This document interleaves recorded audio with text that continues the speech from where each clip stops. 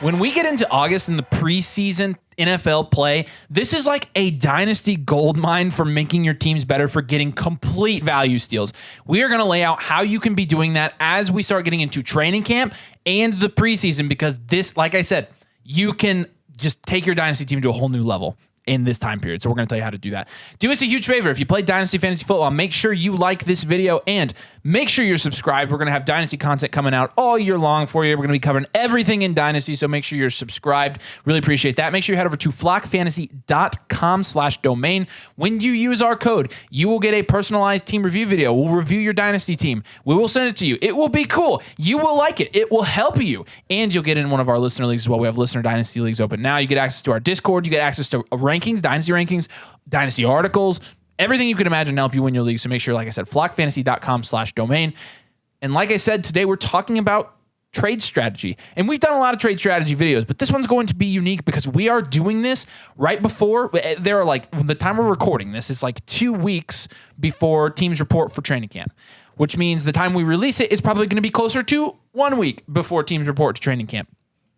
And if there's one thing you learn very quickly in Dynasty, it's that people are idiots about the preseason and training camp. And the Hall of Fame game. That's my favorite part. I'm getting there. Hypothetical scenario. Totally hypothetical here. Not true at all. Simon's sitting back. Dude, that is like my biggest dirt I have on you.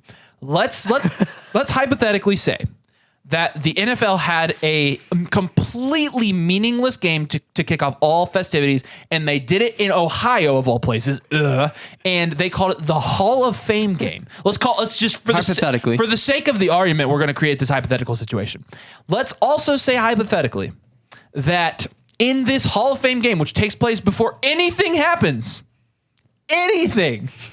that the Raiders, the Las Vegas Raiders, just for the sake of hypothetically, they play the Jags. And let's hypothetically say that the Raiders don't play their starting running back in this Hall of Fame game. Maybe because it's meaningless. Wait, no, they did play him. Well, they did, but not. But let's hypothetically say he got pulled after a couple snaps because it was the Hall of Fame game. Remember, this hypothetical game that we're talking about in this hypothetical situation with these hypothetical teams, it's not real and it's not important. So let's hypothetically say that Josh Jacobs gets pulled and Zamir White plays. So hypothetically, what if the Dynasty community, what if you got on Dynasty Twitter after that game and there were people telling you to sell Josh Jacobs, to sell him? How could somebody ever do that? Hypothetically, if you put a top 3 running back in a meaningless game, you're not being very smart with them. Let's say that. Now, I'm going to surprise you with this. This actually happened. No. Yep, I know. No way. And guess what? It was last year, which means this. You are going to be able to hustle your league mates. People with Josh Jacobs... Josh Jacobs was the RB3 in PPR leagues last year, and people were fading him because he did not play in the Hall of Fame game. I went after the Hall of Fame game and traded Cam Akers straight up for Josh Jacobs. I got Josh Jacobs because of that game. Okay. Well, because you were the one, you were part of that. I was like, man, Zamir White, like, he's got a hold in the. And I remember texting Nathan. Hey, I was this like, is on me. What did he say? Well, you and I were together during that game. Right. We were so thirsty for any sort of professional football that we literally threw a party during the Hall of Fame game. And I kid you not, if they had taken the 60, 70-year-old actual Hall of Famers that stood on the field during halftime and they put them on like the actual field for the game, it would have been a more interesting game. Yes, that's true. It was miserable. All right.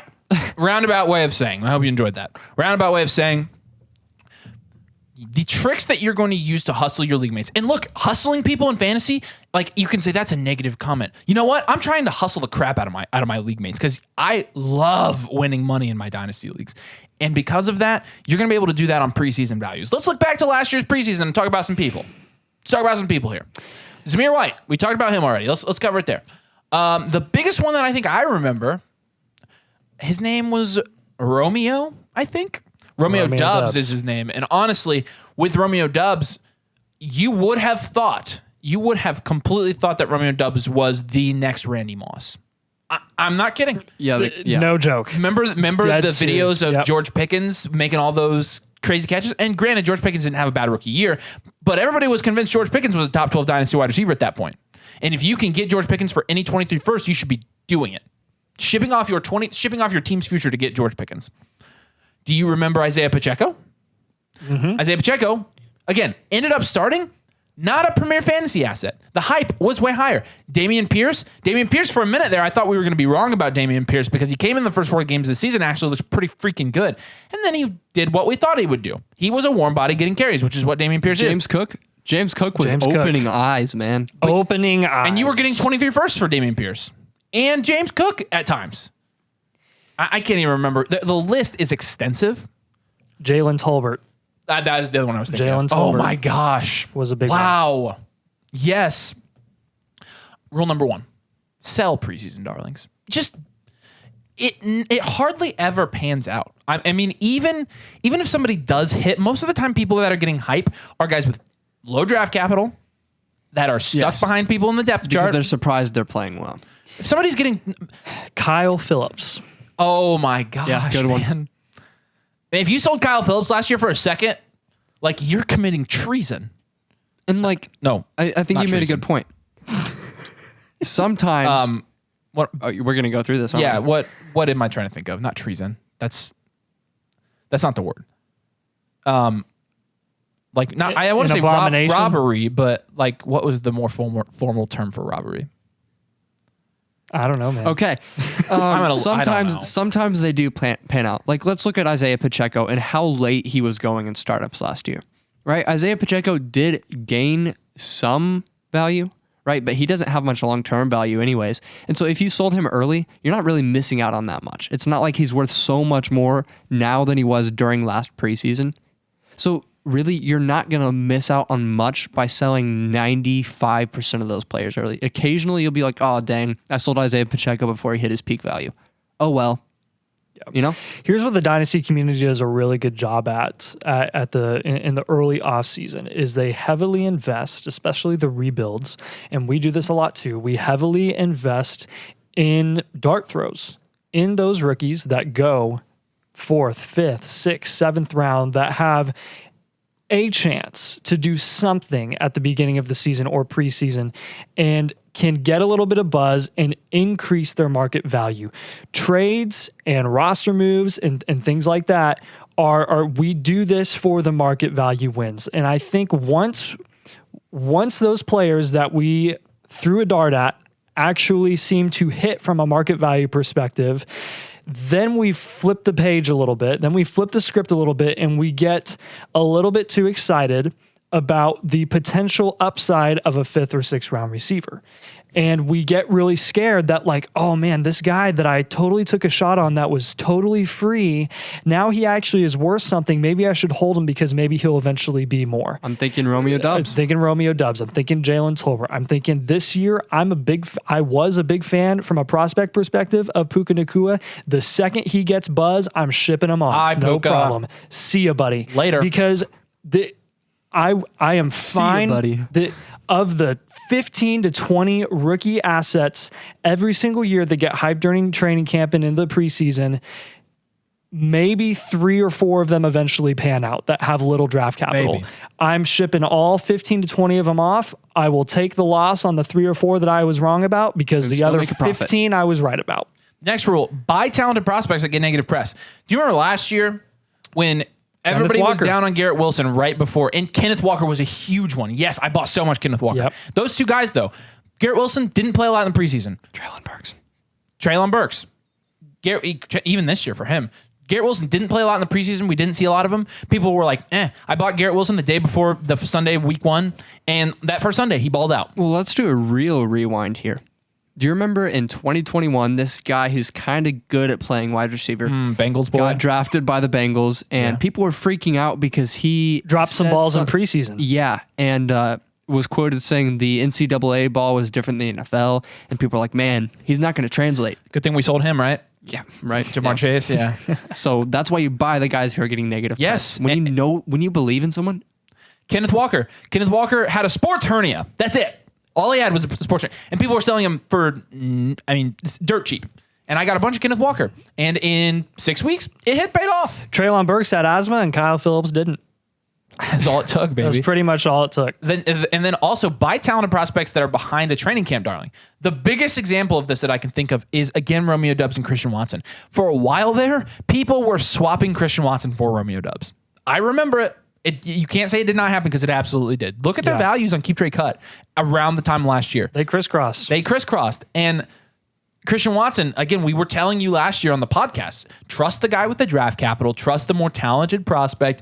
And if you did, I mean, you turned Romeo Doubs, a guy you were getting in the 3rd round of your Dynasty rookie drafts last year, into Christian Watson, who is now going in the 4th and 5th round of Dynasty startups after having legitimately 4 good games last year. Yep. And that is all it took. Yeah, you should be buying those guys as well. And there's a specific group of players that we're targeting right before week 1. Yeah, every single year. Rookie wide receivers. Always, and by always we mean almost always, increase in value or maintain their value at least going into their 2nd season in the NFL. We ran the numbers over the last decade and looked at rookie wide receivers ADP and Dynasty, their 2nd year compared to their 1st. Over 70% of them maintain their value. You are more often than not going to hit from a market value perspective on those rookie wide receivers that you invest in. And I think a lot of this is there's kind of a common denominator here because a lot of the training camp darlings are the fantasy assets that have little to no draft capital or not respectable draft capital. And what we see a lot is the media likes to hype players up, especially local media about players. So, let's say our Colts draft a 6th round receiver that you've never heard of, and he gets a bunch of hype and we get all excited about him and we want to buy him. Meanwhile, in the same draft class, they draft like Michael Pittman in the 2nd round, just something like that. Like we saw that last year again with Christian Watson and Romeo Doubs. This season, it's happening again. Like at the running back position, trust the draft capital, guys. At least trust the draft capital. Trust that Zach Charbonnet is going to be, at the very least, fantasy relevant, and he is falling way too far. Situation is secondary. You can look at situation. The first box that you got to check off is draft capital. And the reason guys like Christian Watson and Treylon Burks don't get as much buzz in training camp unless it's negative, like asthma, is because the bar...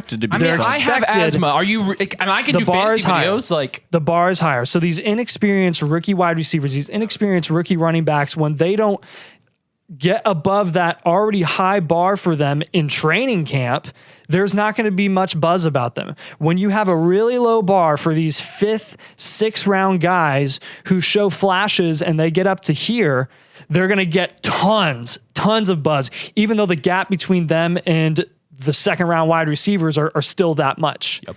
It's just about the buzz. That's what we're saying. Our last point here is going to be to use Keep Trade Cut against people because values are all over the place.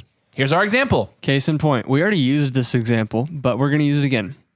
Romeo Doubs, during last offseason, peaked at wide receiver 35 on Keep Trade Cut. You know who was wide receiver 57 on Keep Trade Cut? Christian Watson. Within two weeks later, just 2 weeks later, Christian Watson was as low as wide receiver 57. You could have traded Romeo Doubs for Christian Watson plus something, decent, a 2nd. Yeah, maybe we at that point you could have gotten Romeo Doubs for Christian Watson and Kyle Phillips. We couldn't stop. Same thing's gonna. Okay, by the way. So examples for this year: Jahmyr Gibbs. Okay, so Jahmyr Gibbs is being faded as a top 12 overall pick in this year's NFL draft because of DeAndre Swift PTSD and them signing David Montgomery. Who has the better draft capital? Who has the better age? Who has the better receiving upside? It is Jahmyr Gibbs. Oh, I thought it was Jahmyr Gibbs who actually has top 12 draft capital. And look, there are plenty of specific examples, but the point of the overall point of the video, the preseason, training camp, you're going to be able to completely hustle your league mates. Make sure you're taking advantage of the headlines, the sleeper alerts, the hype videos. George Pickens had the padded helmet and he was making these sideways catches. And I mean, like, I could do that. I'd break my ribs, but I mean, heck, we should do that. We should create some hype videos for the 3 of us. That would be hilarious. Get ready. It's about to get heavy. I just settled on my lot. I was including him in him. But anyways, as frustrating as it is, I can't wait for it to happen because we're gonna have so many buys and so many sells videos coming. We are legitimately 2 weeks away. Like, it's gonna be awesome. So get ready. I'm sure you all loved the stats in this video.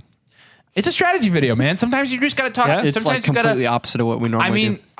I guarantee that when you go into battle, the generals aren't sitting there and they're not talking about numbers. They're talking about, well, they are. They're talking about numbers of armies, but they're talking about strategy, right? Like, we got to go this way. We got to trap them against the river. Yes, sir, General. Trap your Zigzag. trap your league mates. Trap your league mates up against the river because they can't swim. They're real bad at it. So do us a huge favor. Make sure you like the video. Please make sure you like the video. It helps us out a lot. Make sure Avery's you subscribe. got military experience. All right. You would be surprised. I have a very strict. Make sure you head over to flockfantasy.com/domain. You use our code domain. You get 30% off. You get rankings, articles, databases, access to our Discord. If you choose the Mother Flocker tier for domain, you get a team review video of your dynasty team. We will grade your dynasty team, which is a lot of fun for us, and it's very beneficial for those we do it for as well. It's good to get second, third, fourth opinions on things like that. And you get in a listener league with us. We've got Dynasty Leagues open now. So make sure you're heading over, like I said, to flockfantasy.com/domain. We really appreciate you watching. Thanks for joining us, and we'll see you later.